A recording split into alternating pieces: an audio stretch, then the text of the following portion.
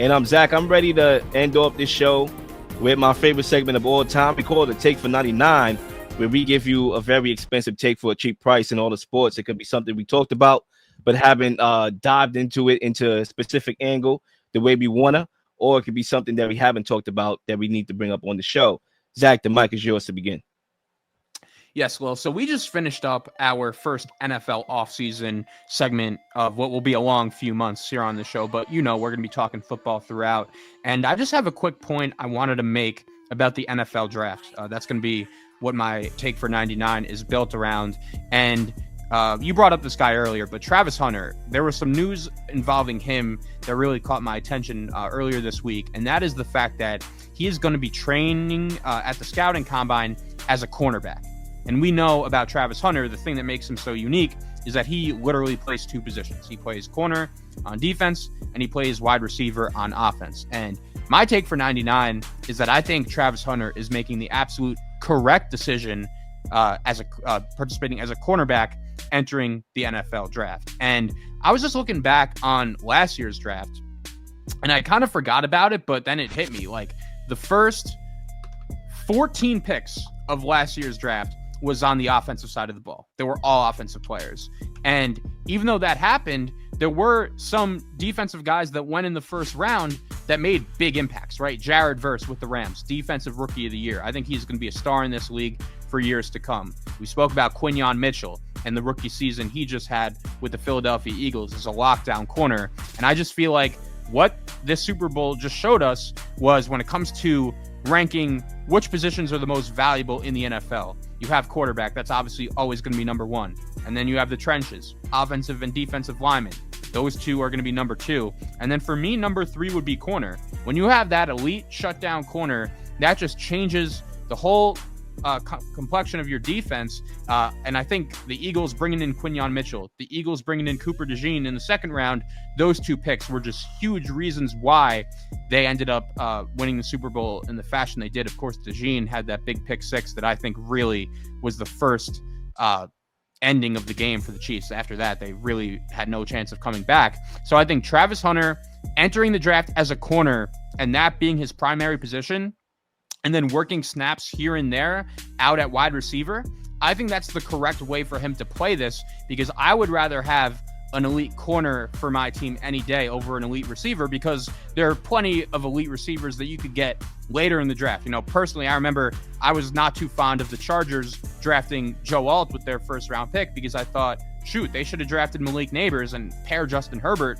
with that elite wide receiver. Well, it turns out Jim Harbaugh knew what he was doing, because he took an impact wide receiver in the second round in Ladd McConkey, and I think he's pretty happy with the way that worked out. So you could find wide receivers late. I don't think Travis Hunter would have been some elite wide receiver prospect. I'd say he'd be like a back-end first-round pick if he was only wide receiver, but I think his ability at the corner position is the reason why he's going to be a top 5 pick. That position is more valuable, so I just wanted to salute him and his camp for the way they're approaching the draft process so far. I think he's making the right decision when it comes to him entering the draft as a corner. Yeah, I agree 1,000%. I think there's more necessity for a cornerback. There's a lot of good wide receivers out there, but I think being able to be a shutdown corner, being able to line up in man-to-man, to have that guy that can just be on the island, and play whatever coverage you need him to play practically, I think that's always a necessity for a football team. Look, defense wins championships. We saw that with the Eagles, an all-time great defense full of drafted guys, even rookies making a play. Cooper DeJean with an interception, return to the house for a touchdown in the big game. The importance of having a cornerback is definitely valuable. And I would even say, I remember the Broncos when they needed a quarterback, and a lot of people got on them for drafting Patrick Surtain over Justin Fields. A lot of people hated that pick, but I liked that pick at that time. And Justin Fields is not a franchise changer. So to have a quarterback in Patrick Surtain, now you got a quarterback now in Bo Nix, who now you got the trifecta going on. You got the head coach, you got the quarterback, and you got the cornerback. So I think there's always going to be a necessity for cornerback. And I think he made the right decision to be a cornerback, because it's least competitive like a wide receiver, because there's so much wide receivers and there's so much wide receivers in the league already. I think he made the right choice. I agree with the take. And Zach, I want to move on to the sport of boxing real quickly here.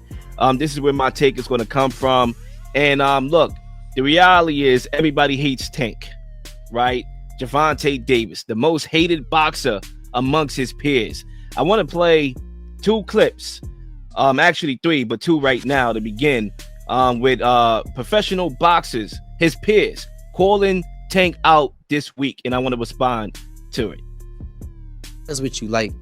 I'm not chasing Tank. I don't care about Tank. For real. I'm 13-0. Like, in the world, a lot of the world know me. You know, and that ain't come from me fighting names. That came from me kicking ass and taking names and taking belts. So literally only thing I had to do is keep doing what I'm doing. Gervonta Tank, me not fighting him is not gonna stop me continuing going to the top. Real talk. So I'm not chasing Tank. Let's put that out there. F Tank. For real. Tank know I want to fight him. His coach know I want to fight him. The boxing world know I want to fight him. The question is, do Tank have the balls to fight me? So next time one of y'all, somebody interviewing him, ask him that question. Do you have the balls to fight Keyshawn? Do you want to fight Keyshawn? Why don't you want to fight Keyshawn? Why do you want to fight Keyshawn? Ask him those questions. Don't ask me, because I will fight anybody. And it ain't about Tank. Can I ask you, do you think he wants to fight you, or as you say, have the balls Let's to end fight that you? real quickly. Let's go to Y'all got into it on social media around that time. Y'all was doing the back and forth shit. Is that just you being competitive, like when that happens, or is it like? I just really don't like that dude. Why though? Cause I just don't like him. Like, I really don't like him. All right, we're gonna shorten that clip here. I want to get to my take.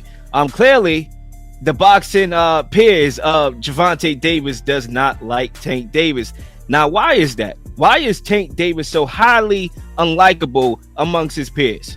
All right, is it the same issue that boxing fans have? Some boxing fans have with Gervonta Davis when it comes to being selective to his opposition. You know, is it? Oh, he's a cherry picker. Oh, he is managing his career. I find that ironic because the funny part about it is you got a guy like Canelo, who was also the meal ticket in the sport, but he doesn't get hate from his peers for being selective as well. Okay, the only person that calls out Canelo, despite wanting to fight him, is David Benavidez. Okay, the rest of Canelo's opponents is like, oh my God, he's a king. You know, so much respect, you know, given to Canelo, right? Even despite wanting to fight him. But the same thing is not happening for the other meal ticket in face of the sport, in Gervonta Davis. Not Shakur Stevenson, not Keyshawn Davis, not Devin Haney, not the rest of his peers. The reality is Gervonta Davis is in a position today because he's one of the most exciting, talented fighters in the sport.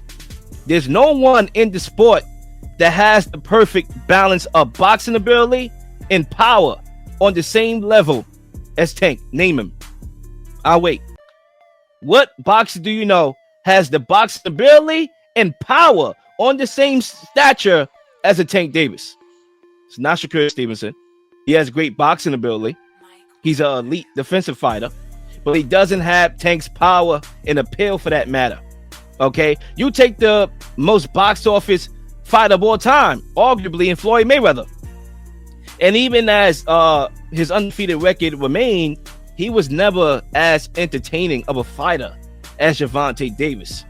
Okay, that ability allows Tank Davis to fight a 130-pounder in Lamont Roach coming up, and guess what? We're gonna watch it, and guess what? We're gonna buy it. Okay, these other fighters are missing the point. Okay, they thinking it's about ability. It's not. Sure, that matters, but it's not. Take Terence Crawford for a prime example. Arguably one of the best pound for pound fighters in the sport, and he was for like 7 years in a row. But guess what? His popularity hasn't been meeting his level of skill. Why is that? Why does he have to move up 2 weight classes to fight a guy like Canelo to get a payday on his way out? Why? Because he wasn't able to do it himself. Okay, Tank doesn't need anybody in this sport. Okay, he doesn't need Keyshawn. He doesn't need Shakur. Okay, how about Keyshawn fight Andy Cruz? How about that? Take on a dangerous fight like that, but you're not because you want the payday. So you talking about is Tank willing to fight me in that clip? No, you got it all twisted. Okay, it's not about if Tank is willing to fight you. It's about, are you willing to put in the work and step up your level of competition to earn that Tank fight? Talk to me. Okay, and I'm almost there. How about you fight Pitbull? All right. How about you fight a name that everybody knows? Okay, at least to improve your stock. These guys are out here trying to ball with MJ before they even have any equity. You can't get in the court with LeBron if you're a nobody. You can't just say, oh, Jeannie Buss, let me play for the Lakers. Who are you? Okay, Shakur's resume. It's okay. Better than a lot of these guys I named, Shakur, right? But at the same time, his last 2 performances has been a snooze fest. Okay? Come on, what are we doing here? Why is Tank the most hated boxer in the world today? I'll let you answer that. My take is done. And yeah, ladies and gentlemen, that wraps up a successful episode of 99 Pod. And Zach, as always, I'm looking forward to the next show that we do. Absolutely, dude. Always a blast. Happy to be back. And that was a great show. Absolutely. Ladies and gentlemen, make sure you like and subscribe to the channel. We are signing out. Peace out. Peace.